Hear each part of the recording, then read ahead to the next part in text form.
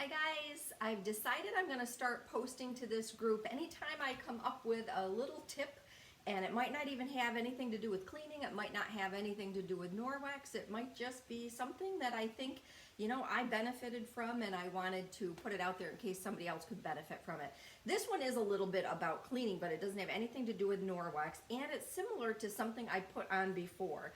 But if you have a pot, like one of those copper bottom pots that looks like this, and you want it to look like this, I have posted before about using ketchup to take this to this pretty quickly, but I found that it takes quite a lot of ketchup and a little bit of time in order to do that.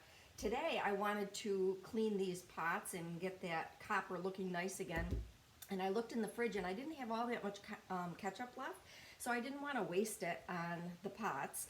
But right next to the ketchup was some Red Hot sauce, go figure.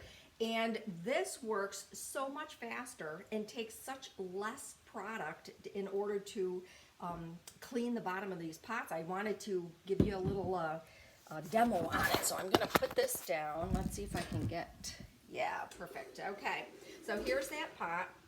And here is some Red Hot sauce. Let's see if I can do this without getting it on my shirt, right? Okay, I'm just gonna squeeze a little bit out, just like that. And in a couple of seconds, I'm gonna push that aside and show. See how it's already starting to take that copper back to a nice copper look. I'm just gonna get it around the edges a little bit. But you see how little it took, and look how fast it's working. It's crazy, crazy fast. And usually I'll let this sit for, gosh, just a few seconds. It hasn't even been a minute yet, and it's already almost back to normal. Some areas were a little thicker with whatever it is that is creating that darker look, so it takes a little longer. Also, I like to use my Spiranet to really go around a few times and get it even more quickly. I'm going to put a little speck more right there.